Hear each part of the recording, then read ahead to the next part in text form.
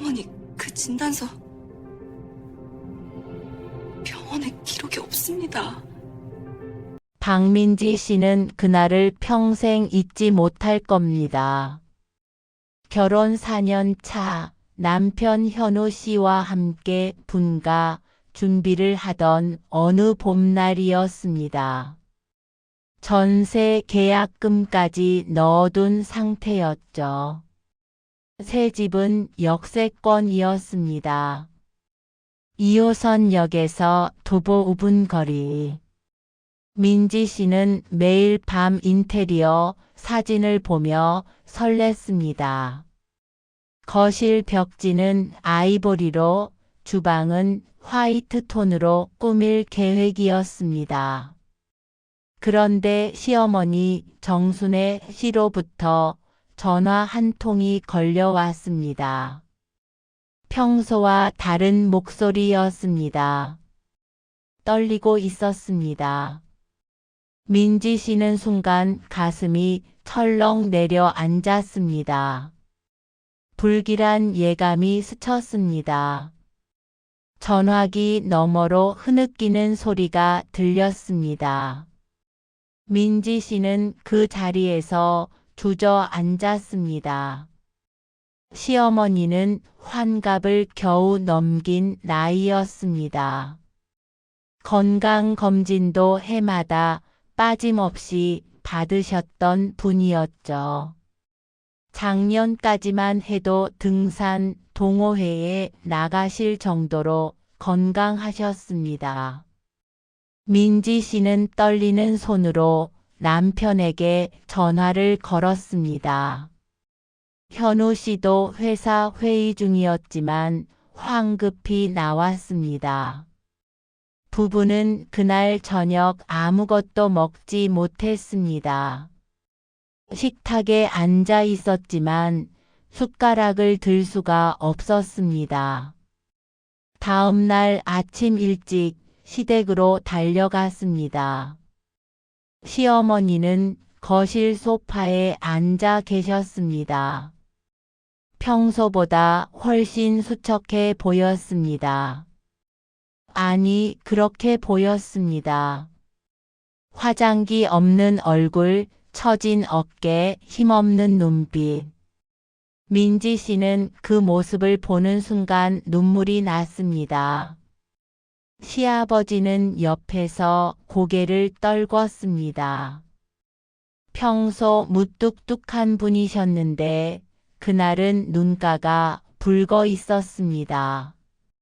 현우 씨는 어머니 손을 꽉 잡았습니다. 민지 씨도 옆에 앉았습니다. 방 안의 공기가 무거웠습니다. 아무도 먼저 말을 꺼내지 못했습니다.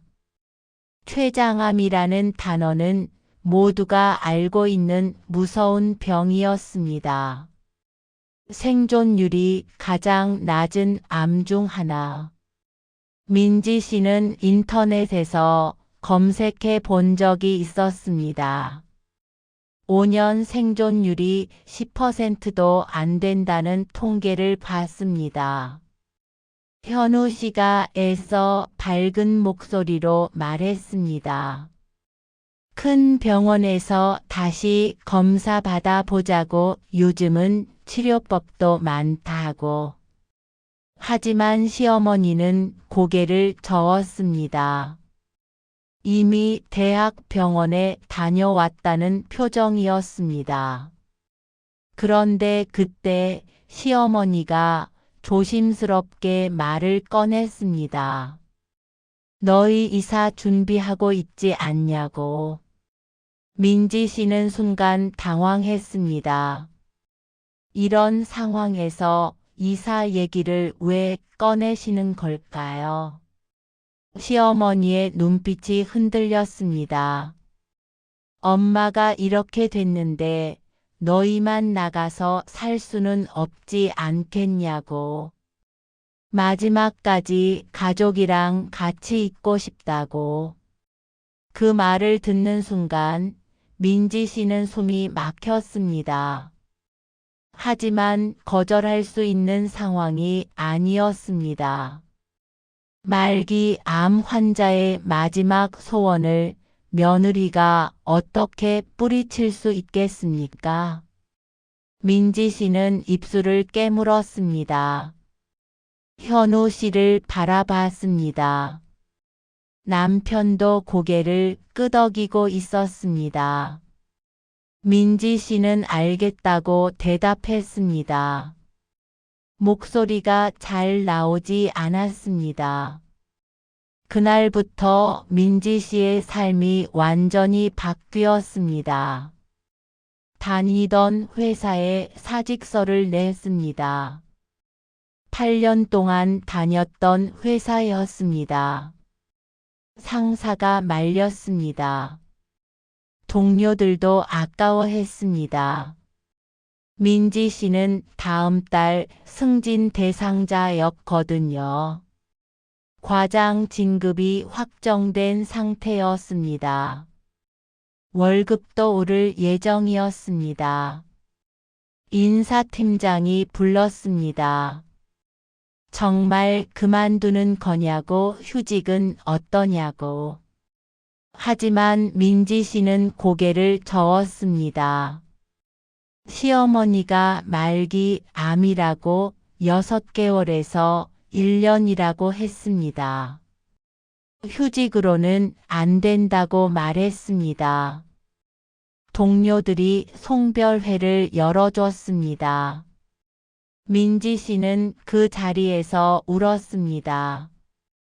8년 동안 함께 일했던 사람들, 프로젝트를 함께 밤새우던 동료들, 점심을 함께 먹으며 수다 떨던 친구들, 모두와 헤어지는 게 너무 슬펐습니다. 전세 계약금도 날렸습니다. 집주인에게 사정을 설명했지만 소용없었습니다. 위약금을 물어야 했습니다. 4년간 모은 돈 3천만 원이 한순간에 증발했습니다. 그 돈이면 작은 차를 살 수 있는 금액이었습니다. 신혼여행도 제대로 못 갔던 부부였습니다. 휴가 때마다 국내 여행만 다녔습니다. 그렇게 아껴 모은 돈이었습니다. 민지 씨는 통장을 보며 한참을 멍하니 앉아 있었습니다. 하지만 담담하게 받아들였습니다. 돈은 다시 모으면 되지만 사람의 생명은 돌이킬 수 없으니까요. 무엇보다 남편 현우 씨가 슬퍼하는 모습을 보니 마음이 아팠습니다. 본격적인 병수발이 시작됐습니다. 새벽 6시에 일어나 시어머니 식사를 준비했습니다. 암 환자에게 좋다는 음식들을 인터넷으로 찾아보며 정성껏 만들었습니다. 브로콜리, 토마토, 버섯 등 푸른 생선, 항산화 작용이 있다는 음식들을 골라서 조리했습니다. 인터넷 카페에 가입해서 암 환자 식단 레시피를 하나하나 따라했습니다. 유기농 식재료를 사기 위해 새벽 시장도 다녔습니다. 그런데 이상했습니다. 입맛이 없다던 시어머니가 드시는 양은 꽤 많았습니다. 밥 한 공기에 반찬까지 거의 다 드셨습니다. 국물도 남기지 않았습니다. 민지 씨는 의아했습니다. 인터넷 카페에서 본 다른 암 환자분들은 식욕이 없어서 한두 숟가락만 드신다고 했는데 말이죠. 특히 췌장암은 소화 기능에 직접적인 영향을 준다고 들었습니다. 소화 효소가 제대로 분비되지 않아서 음식을 먹기 힘들다고 했습니다. 그런데 시어머니는 몇 끼 정상적으로 드셨습니다. 민지 씨는 고개를 가로저었습니다. 사람마다 증상이 다를 수 있다고 어머니는 원래 체력이 좋으신 분이라고 스스로를 납득시켰습니다. 하지만 며칠이 지나도 시어머니의 식사량은 줄지 않았습니다. 오히려 간식까지 찾으셨습니다. 냉장고에 과일이 있냐고 물으셨습니다. 민지 씨가 사과를 깎아드렸습니다. 사과 1개를 다 드셨습니다. 저녁에는 떡까지 드셨습니다. 암 환자가 이렇게 잘 드실 수 있나 싶었습니다. 민지 씨는 혼란스러웠습니다. 병원 동행도 민지 씨의 몫이었습니다. 시아버지는 일을 하셔야 했고 남편도 마찬가지였습니다. 회사에서 이미 결근이 잦아져 눈치가 보인다고 했습니다.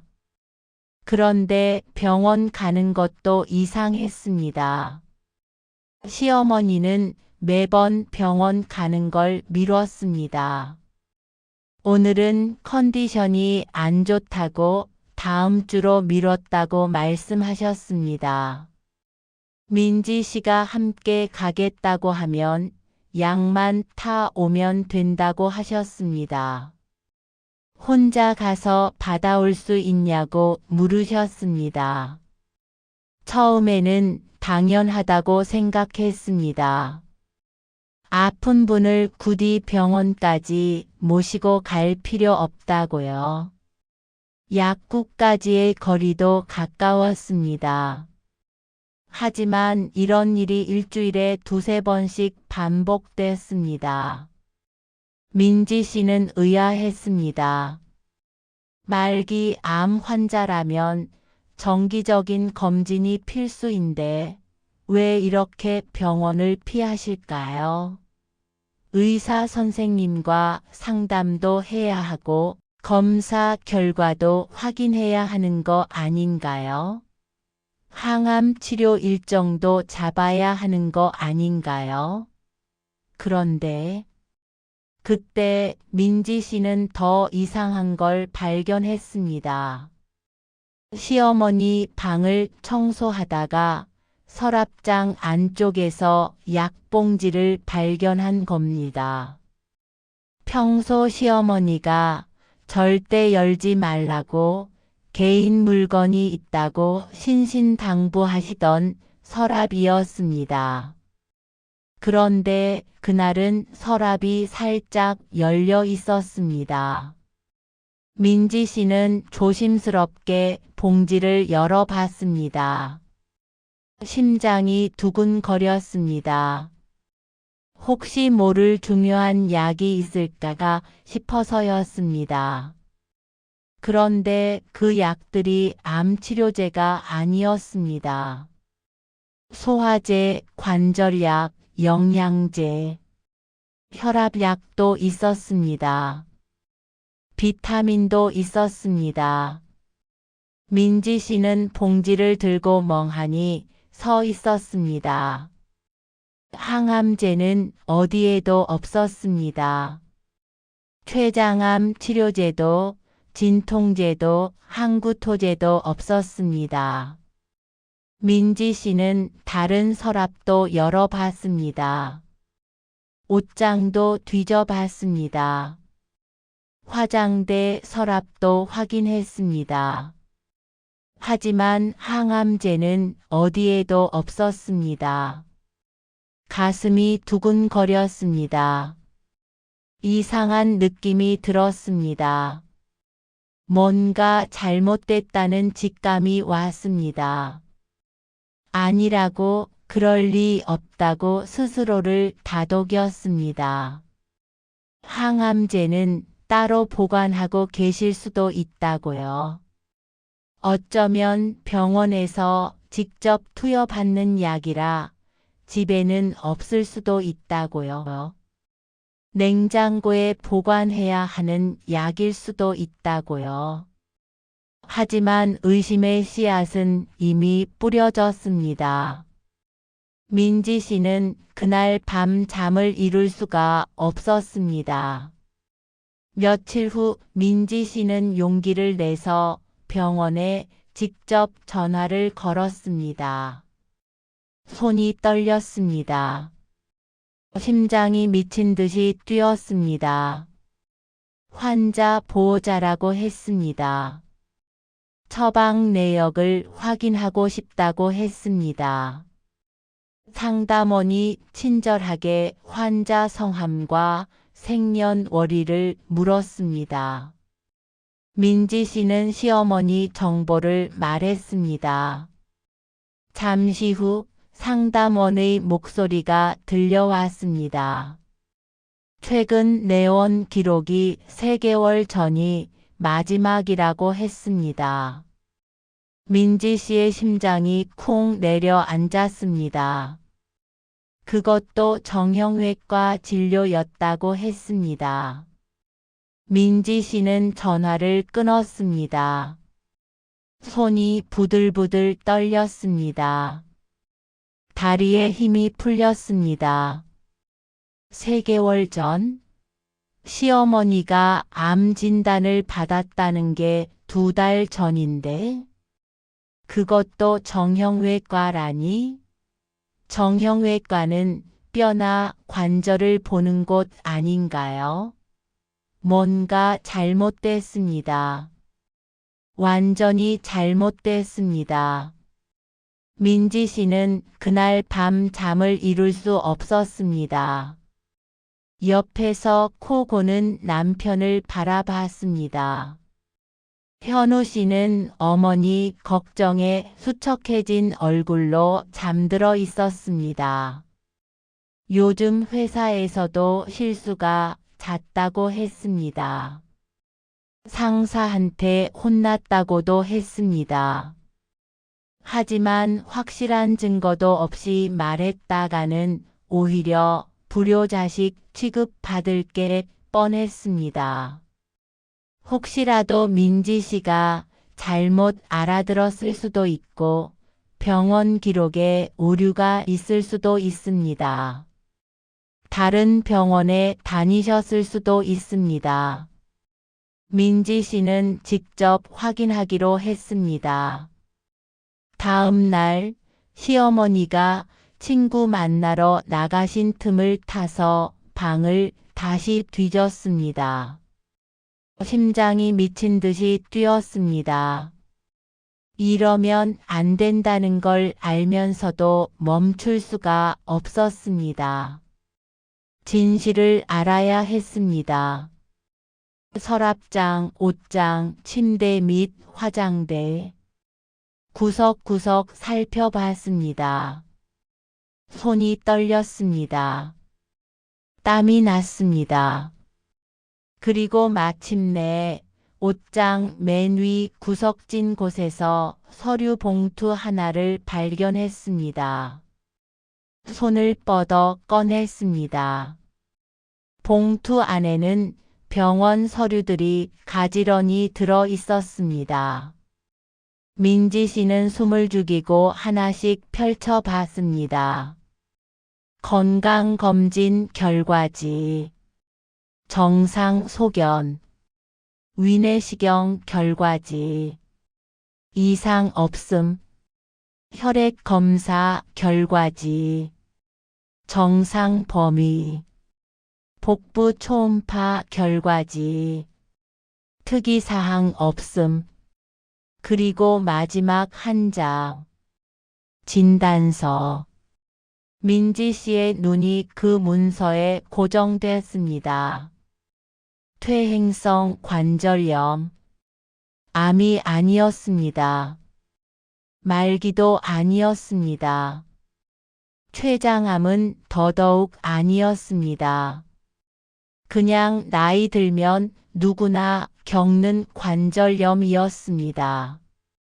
무릎 관절이 안 좋다는 진단이었습니다. 민지 씨는 그 자리에 주저앉았습니다. 서류를 쥔 손이 떨렸습니다. 눈물이 주르륵 흘러내렸습니다. 분노도 배신감도 아니었습니다. 그저 허탈했습니다. 모든 힘이 빠져나가는 느낌이었습니다. 숨을 쉴 수가 없었습니다. 회사를 그만두었습니다. 8년 경력을 날렸습니다. 승진 기회를 날렸습니다. 동료들과의 관계도 끊겼습니다. 전세금 3천만 원을 날렸습니다. 4년간의 저축이 사라졌습니다. 새벽부터 밤까지 병수발을 들었습니다. 6개월 동안 자신의 인생을 멈췄습니다. 암에 좋다는 음식 찾아 만들고 약국 돌아다니며 영양제 사 모으고 밤마다 기도했습니다. 시어머니가 조금이라도 더 사실 수 있도록 하루하루를 헌신했습니다. 친구들 만나는 것도 포기했습니다. 취미 생활도 그만두었습니다. 모든 게 거짓이었습니다. 민지 씨는 서류를 들고 거실로 나왔습니다. 소파에 앉아 멍하니 천장을 바라봤습니다. 대답은 너무나 명확했습니다. 분가를 막기 위해서, 아들 부부를 곁에 묶어두기 위해서, 외로움을 달래기 위해서. 민지 씨는 입술을 깨물었습니다. 피가 날 정도로 세게 물었습니다. 몇 시간 후 시어머니가 돌아오셨습니다. 쇼핑백을 들고 계셨습니다. 백화점에 다녀오신 모양이었습니다. 얼굴에는 화장도 되어 있었습니다. 건강해 보였습니다. 아픈 사람처럼 보이지 않았습니다. 거실로 들어오다가 민지 씨 손에 든 서류를 봤습니다. 순간 얼굴이 하얗게 질렸습니다. 쇼핑백이 바닥에 떨어졌습니다. 민지 씨의 목소리는 차가웠습니다. 감정이 실리지 않은 목소리였습니다.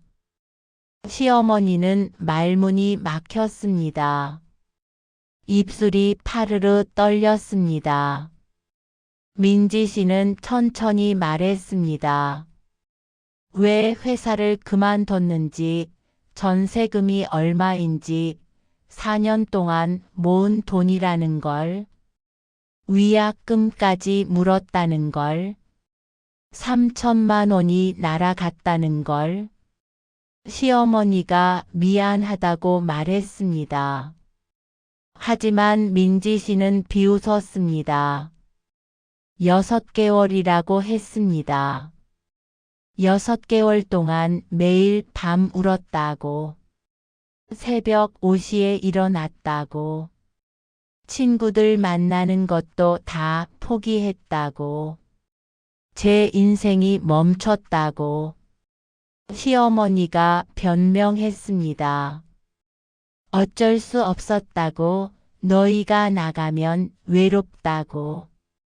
하지만 민지 씨는 듣지 않았습니다.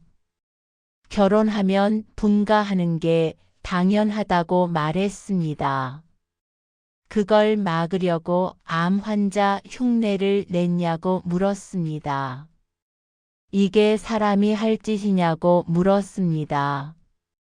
민지 씨는 서류를 탁자에 내려놓았습니다. 손이 너무 떨려서 제대로 놓을 수가 없었습니다. 시어머니는 바닥에 주저앉아 울기 시작했습니다. 바로 그때 현우 씨가 퇴근했습니다. 민지 씨는 말없이 남편에게 서류를 건넸습니다. 현우 씨는 서류를 받아 읽었습니다. 한 장, 두 장, 세 장. 표정이 점점 굳어갔습니다. 얼굴이 창백해졌습니다. 손이 떨렸습니다. 현우 씨의 목소리도 떨렸습니다. 믿을 수 없다는 표정이었습니다. 민지 씨가 회사를 그만둔 것도 전세금을 날린 것도 다 어머니 때문이라고 말했습니다. 그게 거짓말이었냐고 물었습니다. 시어머니가 변명했습니다. 자기 입장도 생각해 보라고. 현우 씨는 고개를 저었습니다. 평소 조용한 성격의 현우 씨가 어머니에게 소리를 지른 건 처음이었습니다. 형도 분가했다고 말했습니다. 형은 되고 자신은 안 되냐고 물었습니다. 시어머니는 대답하지 못했습니다. 현우 씨는 방으로 들어갔습니다. 민지 씨도 따라 들어갔습니다. 그날 밤 부부는 긴 대화를 나눴습니다. 새벽 2시가 넘도록 이야기했습니다. 민지 씨는 더 이상 못 참겠다고 말했습니다. 현우 씨는 미안하다고 했습니다. 하지만 민지 씨는 말로는 안 된다고 했습니다. 민지 씨는 이사를 가겠다고 선언했습니다. 현우 씨도 동의했습니다. 어머니가 잘못했다고 이건 용서할 수 없는 문제라고 말했습니다. 일주일 후 민지 씨 부부는 짐을 쌌습니다. 시어머니는 며칠째 방에서 나오지 않았습니다. 시아버지가 설득했지만 소용없었습니다. 큰 아들인 현우 씨 형도 전화했지만 시어머니는 받지 않았습니다. 이사 당일 시어머니가 마침내 방문을 열었습니다. 머리는 산발이었고 얼굴은 퉁퉁 부어 있었습니다. 며칠 동안 울었던 것 같았습니다. 민지 씨는 고개를 저었습니다. 시어머니가 붙잡았습니다. 하지만 민지 씨는 손을 뿌리쳤습니다. 시어머니가 소리쳤습니다. 후회할 거라고, 은혜도 모른다고.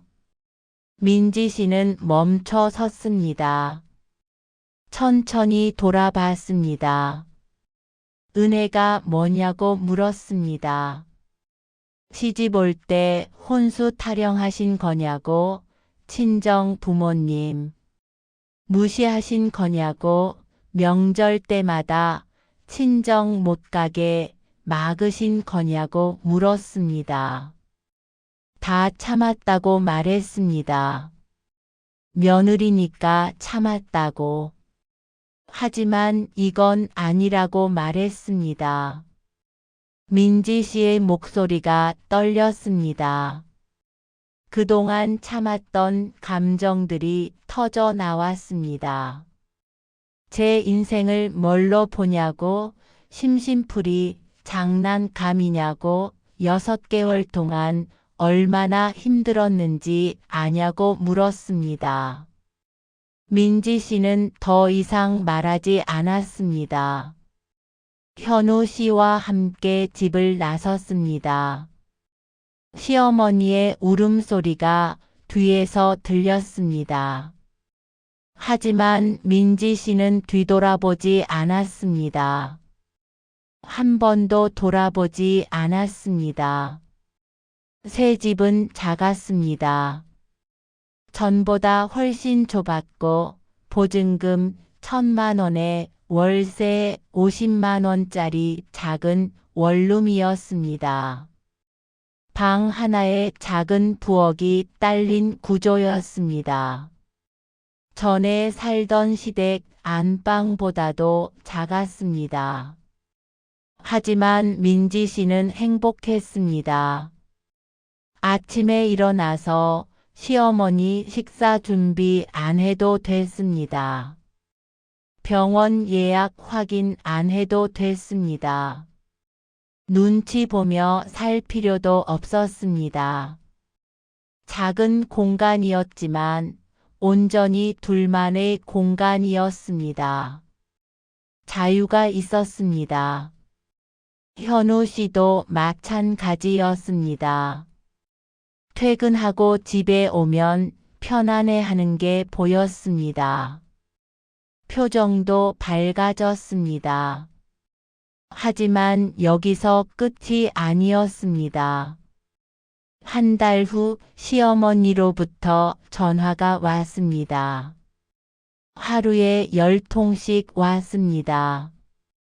문자도 수십 통 왔습니다.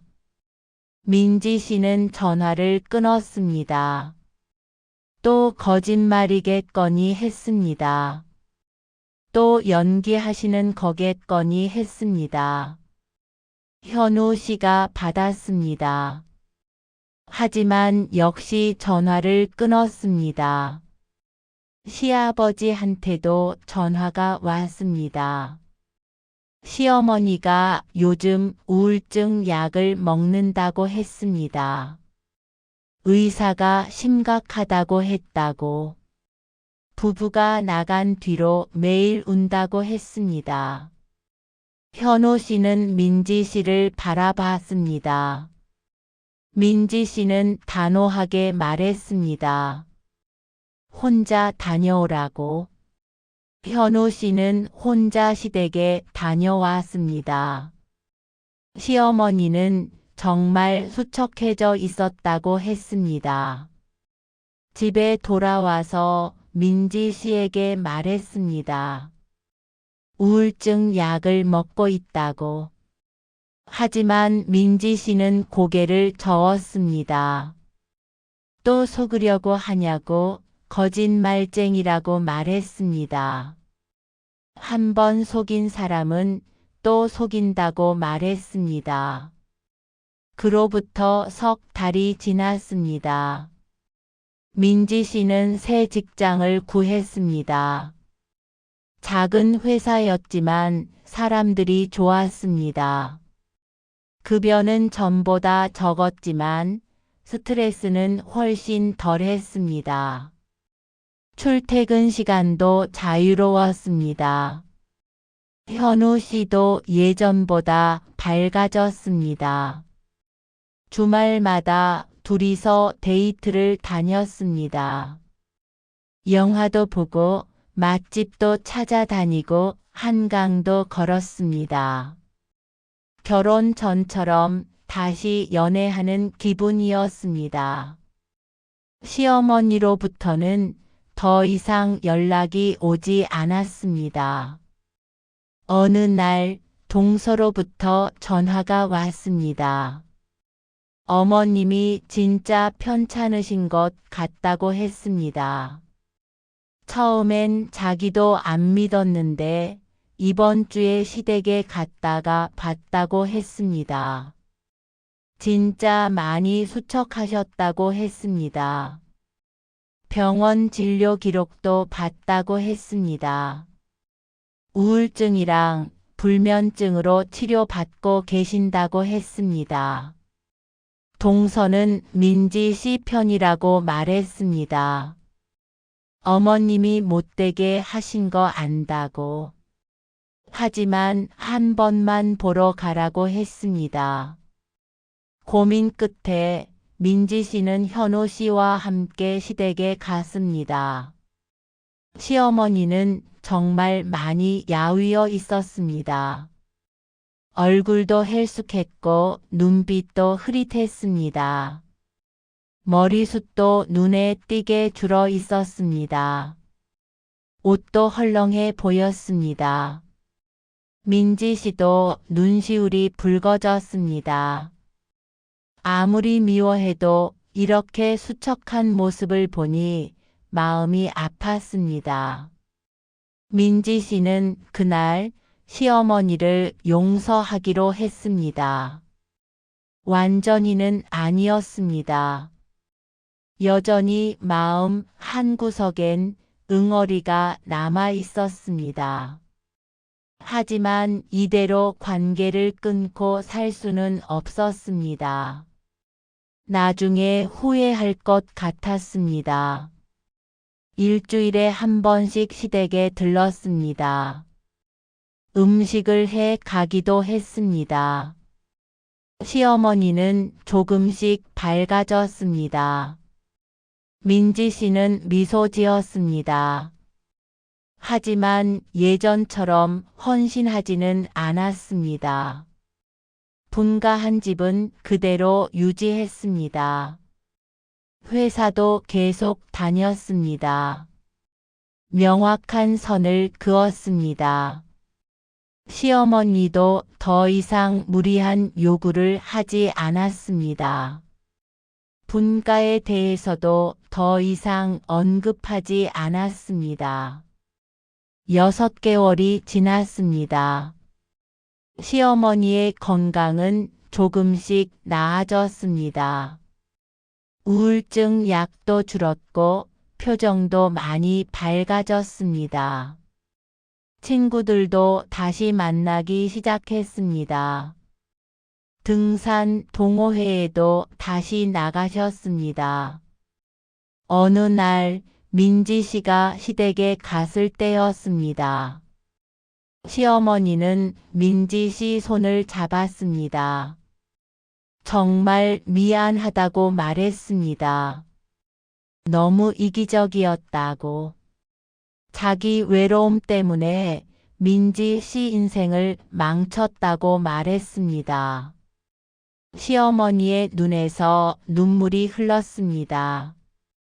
보상하겠다고 했습니다. 전세금을 주겠다고 했습니다. 결국 시어머니는 모아둔 돈을 민지 씨 부부에게 줬습니다. 2천만 원이었습니다. 전세금 전부는 아니었지만 적지 않은 금액이었습니다. 민지 씨는 받지 않으려 했지만 시어머니가 고집했습니다. 이거라도 안 하면 미칠 것 같다고 말했습니다. 그렇게 사건은 일단락됐습니다. 완벽한 해결은 아니었습니다. 민지 씨 마음속 상처는 여전히 남아 있었고 시어머니에 대한 신뢰도 예전처럼 회복되지 않았습니다. 하지만 적어도 서로를 증오하며 살지는 않게 됐습니다. 민지 씨는 가끔 생각합니다.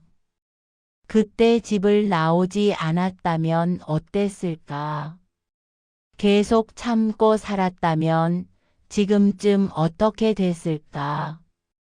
아마 더 큰 거짓말에 속았을지도 모릅니다. 아니면 정말 우울증에 걸렸을지도 모르죠. 민지 씨는 거울을 보며 스스로에게 말합니다. 잘했어. 네가 잘한 거야. 그리고 오늘도 민지 씨는 자기 인생을 삽니다.